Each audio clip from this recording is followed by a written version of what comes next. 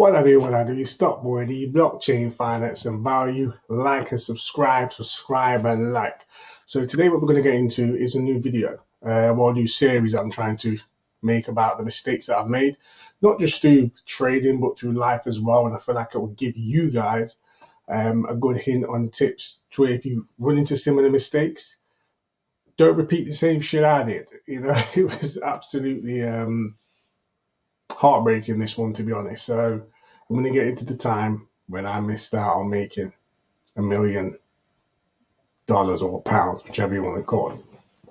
So I'm going to take you back to the beginning. So this was around 2020, if I'm not mistaken. So what I had been doing, I was really depressed and fed up with life at the time. So I decided to go through the top 100 millionaires, well, not millionaires, so the richest people in the world at the time. And I started drawing up the links and correlations between them. So there was always the same three: stocks, business, and real estate. Okay, so I started learning about stocks because I didn't have enough money for real estate. And I didn't really feel like I had enough information to set up my own business. So stocks was a good choice because you can invest from a pound on certain apps like Trading 212, or invest from £10 on eToro. So I thought that was a good option. So I started learning by reading Investopedia, taking free courses, and just investing time into the stock market. I had some fake accounts that I was trading on at the time, but I wasn't really taking these fake accounts seriously, which was a big mistake of mine. I really should have. This isn't financial advice, by the way. So anyway, while I was reading up just on Investopedia, and I'm just searching random terms because that's where I'd probably say it's best to start just learning. I've done a few courses. I knew what the technical analysis was. I started to know what some fundamentals were. I just wanted to learn more. So I came across something which everybody knows probably now, called a short squeeze. And at that time, it was December. I think it was December when I came into it. And I was like, hang on a minute. So if something's shorted, then the more it's shorted, it can boost up in price. So this was when you had somewhat a team called Wall Street Betters, and they was going mad. And they're the sort of people where they'll take 10, 20,000, however much money, go to the bank, put it in a brokerage, max leverage, which is try and times it by as much as possible. So let's say you go in there, you take 10 grand, you times it by 10, you got 100,000, and you put it all on one thing and let it ride. And I've seen some fantastic success stories. I've seen some really bad losses. So I saw them anyway. But I searched up this term called a short squeeze. So I just thought, well, let me see what stocks are shorted. Let me just see it. To my disbelief, I had found a multitude of stocks that were shorted beyond belief. Beyond belief. And I'm talking like one of them was GameStop. And when I saw that, it was 99% shorted at the time, which to me didn't really mean a lot. But what I did know was I said to myself, this could be the biggest short squeeze in history. Literally said that to myself. Swear down, literally said that to myself. A few days later, I was talking with my brother, and I've been procrastinating putting money in because I didn't have any belief in myself, right? And that doubt and that having non-belief in myself cost me millions, as we're about to get into. So I was in the back garden speaking with my brother and my cousin, and I showed him about this GameStop thing. And I said, yo, this might be able to make us thousands, millions, blah, blah, blah. Nobody moved. Everyone just was like, okay, yeah. Like there was no belief. So I went to my friend, showed him the same thing. Again, no belief. I was sat in a room full of like 10, 20 people showing them what I found out. Nobody was interested. So that led me to think that I didn't know what I was talking about. Okay.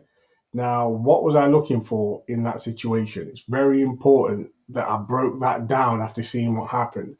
What I was looking for was validation. What I was looking for was for someone to turn around and say to me, "Oh yes, that's the correct thing to do because X Y X Y." But if you're into the stock market or you're into cryptocurrencies or any sort of trading or finances, it's not something that a lot of people do because we all work jobs. We've got to do this in our spare time. Most people spend their spare time watching Judge Judy or whatever crap they want to watch. Whereas I spend my spare time reading up and learning about the stock market, cryptocurrencies, all these sorts of things. So I was looking for validation from people that didn't even have a clue what I was talking about.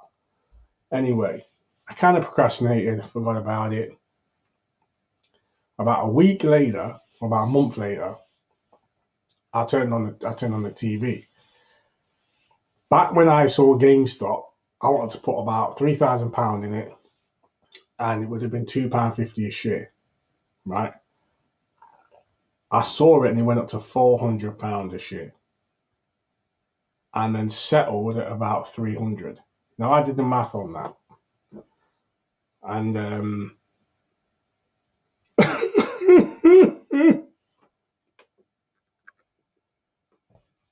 cut, cut. Like, yeah, it was a bad time, and it was one of the most expensive lessons that I'd ever learned in my life. And what I learned from that was quite a few things. One, you can't always stay on the defensive in life. You have to go on the offensive. You see these people that tell you about saving and to save money and save it for a rainy day and stack up. Some of that's good advice, but you can't live your whole life that way because that's playing on defense. Sometimes you have to see this opportunity and go for it. Another thing was don't look for validation from people. Looking for validation from people who don't even know what you're talking about. Like that was all my fault, completely stupid, and that's something I shouldn't have been doing. Third thing was to have the confidence to, when I see something, move on it. Okay. And now I'll get into part two. The second time I missed out on potentially becoming a millionaire. Okay. So back when oil went negative. Okay.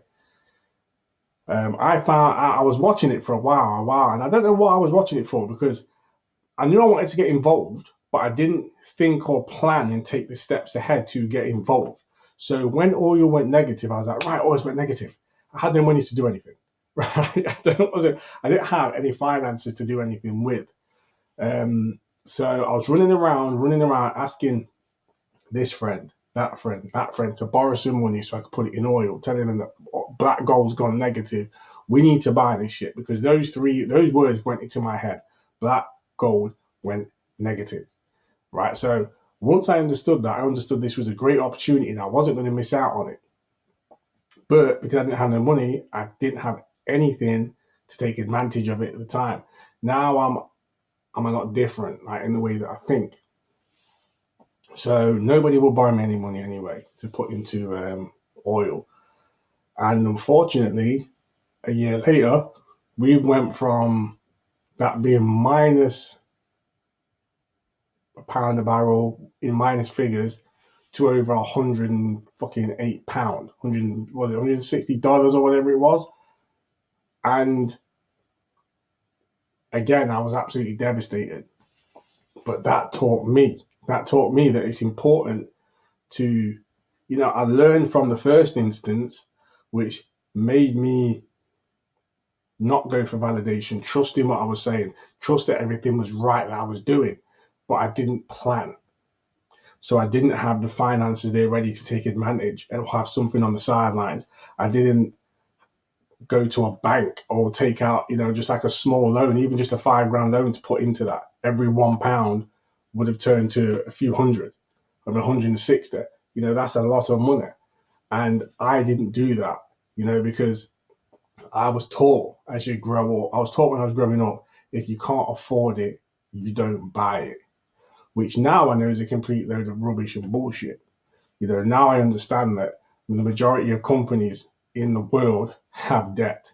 And if you can start thinking like a bank and take the bank's money and act like a bank, then you're going to make bank.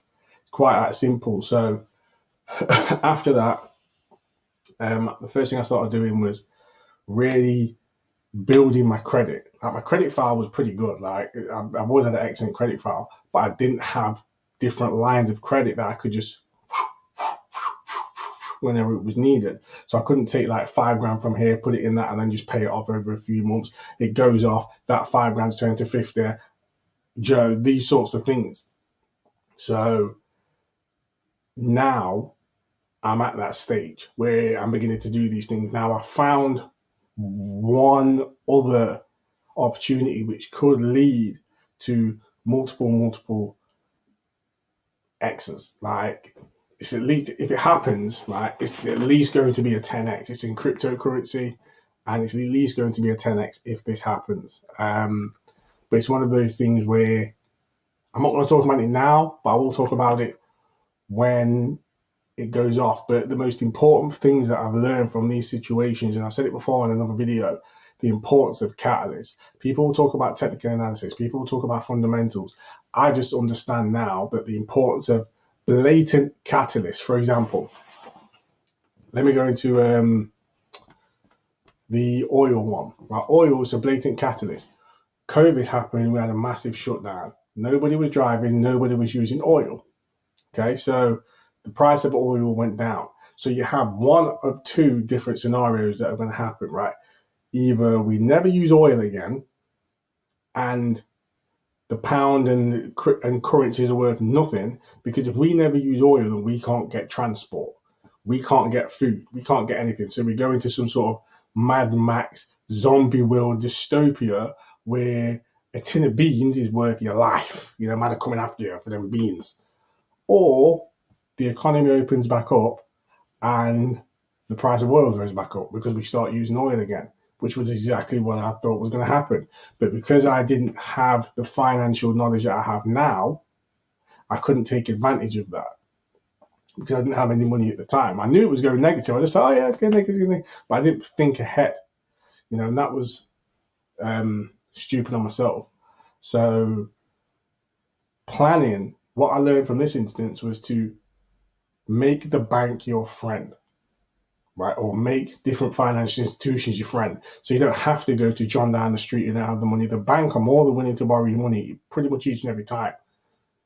Each and every time you've got it, you need it, as long as you've got a good reputation with the bank. So that is now what I've done. I've built my different lines of credit up. Right now I'm up to around 100,000, where I could just take 10 from there, take 10 from there, take 10 from there. And understanding the difference between good and bad debt helped me get to the situation, because the thing is, mentally, I know one of the reasons why I didn't take advantage of these situations was because the things I've been taught from past generations that were wrong. And I've had to limiting beliefs, and I've had to delve deep, snap those limiting beliefs, and actually learn about finances and understand, okay, this is what the bank do. This is where the bank put their money. The bank don't even invest in other banks. The banks put their money into insurance companies, how to become your own bank. What's the best sort of insurance? That's going down a different sort of road.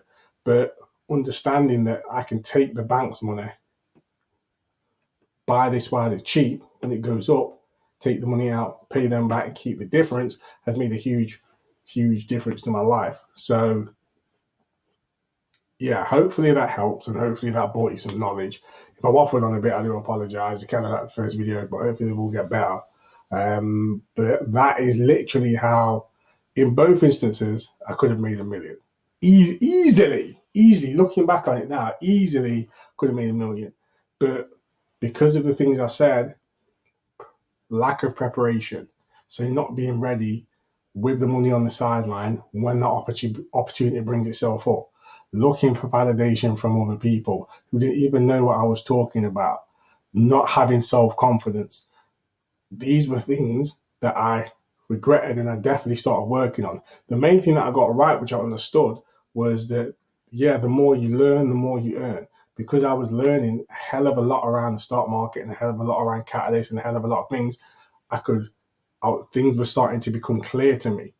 Just kind of like this situation that I'm kind of waiting on now has come clear to me. And I've got money in that situation. I'm just waiting for whatever it is to happen. I'm kind of beginning to understand that you don't have to kind of gamble your money on, say, like earnings. So, like when a company releases earnings, are they going to be good or are they going to be bad? You can kind of see catalysts that really weigh in your favor if you're patient. Like, for example, oil. Now, that's probably never going to happen again, right, in our lifetime or in the next few lifetimes. But if you see a situation where, hang on a minute, we need oil, but it's got negative because the economy shut down, well, what's going to happen when it opens back up? Simple things like that. Like I like to make money off CPI data, or when the Fed speaks. Like I keep saying in these videos, when the Fed speaks, the market moves. But anyway, we're going on to something different. But yeah, man. But hopefully that helped you, and that's how I missed out becoming Stockboy D. Not J5. It's in value. Like and subscribe.